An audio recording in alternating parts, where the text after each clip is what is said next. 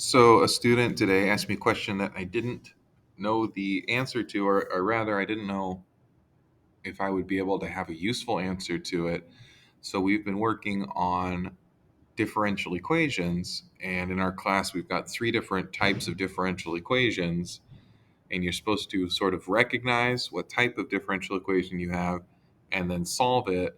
But his question was asking, sort of going the other way. Can you start with the solution and work backwards to create the differential equation? And I assume the answer is yes. I just haven't ever done it as far as I can remember. And so, what I'm going to try to do is take a couple examples and see if I can just reverse engineer the original differential equation from the analytic solution. So I don't know if this will be useful or if it'll even really work out, but I'll give it a shot. So one example from the textbook was y equals x plus 2 over 1 minus 2x. And the claim in the textbook is that this was a separable differential equation. So let's see if I can make it look like a separable differential equation. To make it into a differential equation, I'm going to need a derivative in there somewhere. And so what I think I might do is try multiplying by 1 minus 2x, and then taking the derivative of both sides with respect to x. So the left side, I just didn't feel like doing the quotient rule. I might have been able to do the quotient rule. I'm not really sure. We're just on this journey together. So if I take the derivative of the left side, I've got a product rule. So I've got dy dx times 1 minus 2x plus y times negative 2. So f prime g plus f g prime equals the derivative of the right side, 1. So now I have dy dx times 1 minus 2x equals, this is negative 2y, equals 1 plus 2y.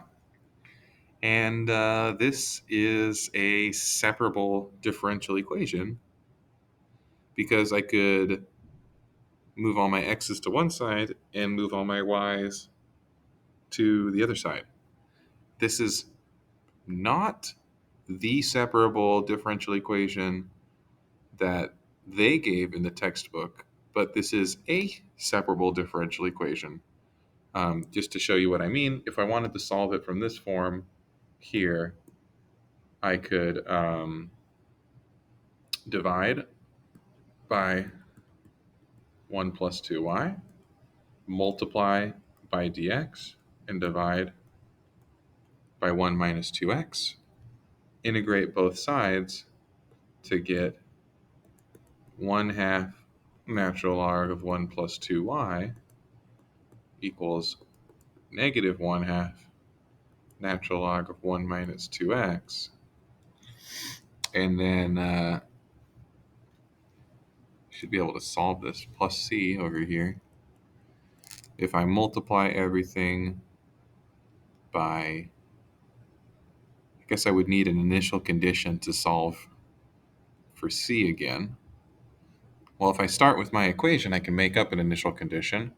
So let's just say I plug in 0. If I plug in 0, I get 2 over 1, so 2.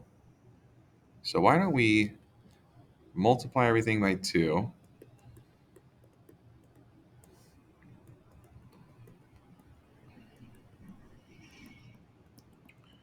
and then plug in 0 for x, so that's going to be natural log of 1, and then 2 for y. So that'll tell me that I have natural log of 5 is equal to c. So let's see if I can get this back to what we started with over here. This is kind of where I wasn't sure if I'd be able to do it. It feels like theoretically I should be able to. Okay, so now I'm going to go from here using my natural log of 5.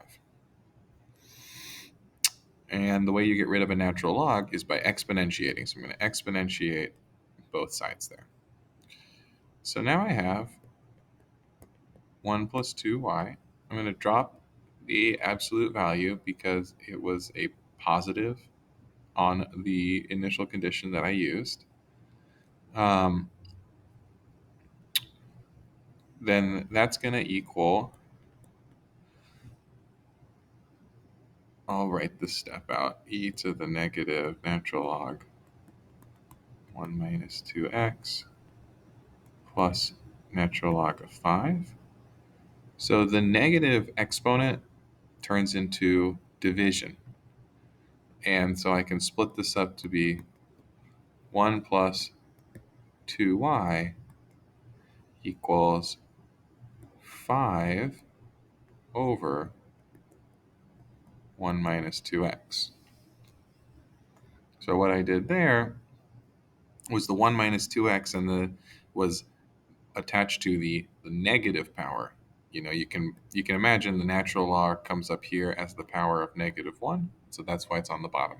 And the e to the natural log cancels out there. So then to solve for y, I'm going to subtract 1 and divide by 2. So if I subtract 1, I have 5 over 1 minus 2x minus 1. But I'm just going to write 1 in a silly way. I'm going to write 1 minus 2x over 1 minus 2x. So now that leaves me with 2y equals, that's a double negative on the 2x. So I have positive 2x. And then I'm subtracting 1.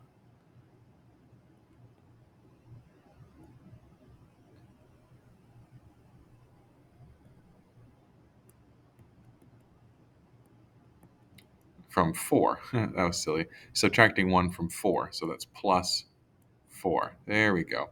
See, 5 minus 1 is 4. And then if I divide both sides by 2, I'll get back to the solution. Y equals x plus 2 over 1 minus 2x. Okay, so what I'm feeling a little bit more confident about now is that, yes, I can start with the solution to a differential equation, take its derivative, and I can move things around and do whatever algebra I want, and then I can use the skills we've learned with differential equations to work backwards and get the same solution that we started with. The thing that's a little interesting, or maybe not interesting, sort of, I guess, obvious when you really think about it, is that there are multiple differential equations that all have the same solution. So the differential equation in the textbook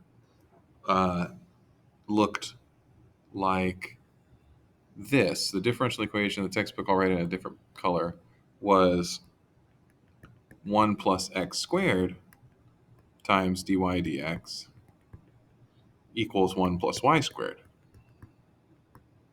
The differential equation that I came up with was either maybe like this one or maybe like this one here. And those gave me back the same solution here that this one also gives me the same solution for. So there's an infinite number of differential equations that would all give the same solution. So, okay, that was doing a separable differential equation. I assume you could do the same thing for a homogeneous differential equation. Why don't I do that in a different video so that this one doesn't get abhorrently long?